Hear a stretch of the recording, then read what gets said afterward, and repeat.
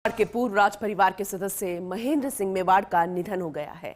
ऐसे में उनके अंतिम दर्शनों के लिए समोर बाग में उनकी पार्थिव देह को रखा गया है और करीब 11 बजे समोर बाग से ही अंतिम यात्रा रवाना होकर महासतिया पहुंचेगी और पंच तत्व में विलीन हो जाएगी उनकी पार्थिव देह। तो उनके समर्थक, उनके चाहने वाले और वहां के रहवासी फिलहाल अंतिम दर्शनों के लिए पहुंच रहे हैं मेवाड़ के पूर्व राज परिवार के सदस्य महेंद्र सिंह मेवाड़। हालांकि अगर आज देखा जाए तो आज के वक्त में राज परिवार को पूर्व राज परिवार के सहयोग के जरिए हम बुलाते हैं, क्योंकि राजघराना जो प्रचलन था वो खत्म हो चुका है। लेकिन ऐसे में जो राज परिवार के सदस्य हैं, जिनका योगदान हमेशा रहा है, चाहे उस जगह की बात करें, उस इलाके की बात करें, प्रदेश की बात करें या फिर अन्य जगहों में जिनका योगदान रहा है, उनके लिए शत शत नमन किया जा रहा है। उनमें से एक महेंद्र सिंह मेवाड़, जिनका निधन हो गया है। अंतिम दर्शनों के लिए समोर बाग में पार्थिव देह को रखा गया है। और ज्यादा डिटेल में जानकारी लेंगे रवि शर्मा, हमारे रेजिडेंट एडिटर हमारे साथ जुड़ चुके हैं, ज्यादा जानकारी लेंगे। रवि, तस्वीरें हम दिखा रहे हैं, सीधी तस्वीरें सुबह से ही लगातार बेहद दुख की घड़ी है, शोक की लहर है, लेकिन पूरी जरा डिटेल दीजिएगा, क्योंकि पूरी तैयारी की गई है। उस नम आंखों से विदाई को लेकर जो लोग पहुंच रहे हैं, जो उनके चाहने वाले पहुंच रहे हैं, फिलहाल पूरी डिटेल जरा दीजिएगा। बिल्कुल पूनम, देखिए पूरे मेवाड़ के लिए ये आज बड़ा शोक का दिन है, क्योंकि वीर शिरोमणि महाराणा प्रताप के वंशज उस कुल के वंशज हैं जिस कुल ने मातृभूमि की रक्षा के लिए अपना सर्वस्त्र न्यौछावर कर दिया। और आपने बिल्कुल ठीक कहा कि जब एकीकरण हुआ देश की रियासतों का, उसके बाद से राज परिवारों का जो कॉन्सेप्ट है वो लीगली खत्म हुआ हो, लेकिन ये जो मेवाड़ राजवंश है, इसको लेकर आज भी जो आसपास के इलाके हैं और न केवल भारत बल्कि पूरी दुनिया में भी एक असीम श्रद्धा और सम्मान का भाव जो है वो हमेशा से रहा है। और 1984 में महाराणा के बतौर इनको पदवी मिली थी महेंद्र सिंह मेवाड़ को, लेकिन चूंकि एकीकरण के बाद में राजवंशों का जो नाम है एक तरीके से उसको पूर्व राजवंश की कैटेगरी में संबोधित किया जाने लगा है।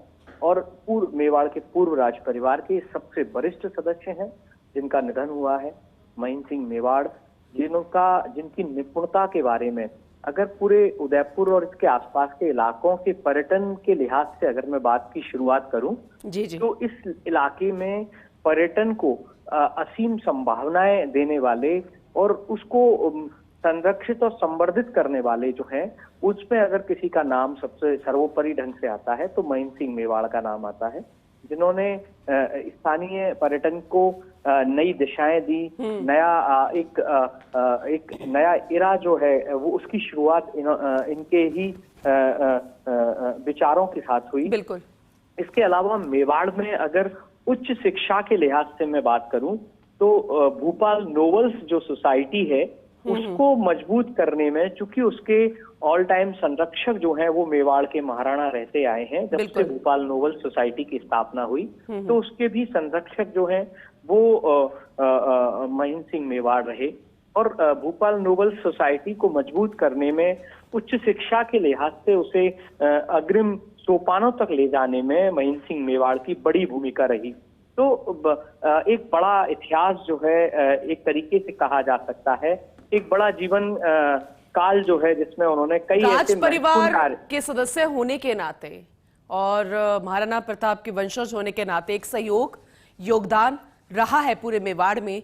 लेकिन राजनीतिक से जब ताल्लुकात हो जाता है तो वो सहयोग, योगदान और ज्यादा बढ़ जाता है। फिर ये तो बीजेपी में भी रहे, कांग्रेस में भी रहे, अगर हम बच्चों को देखें तो वो खुद राजनीति में है।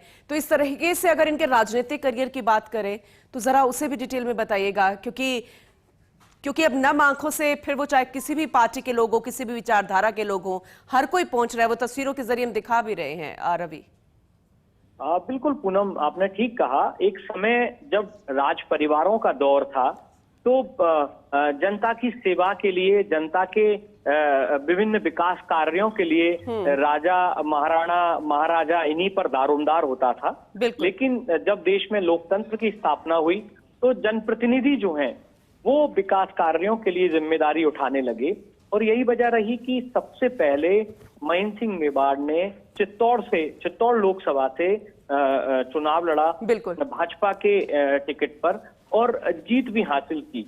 और उन्होंने इस लोकसभा क्षेत्र के लिए कई महत्वपूर्ण कार्य किए।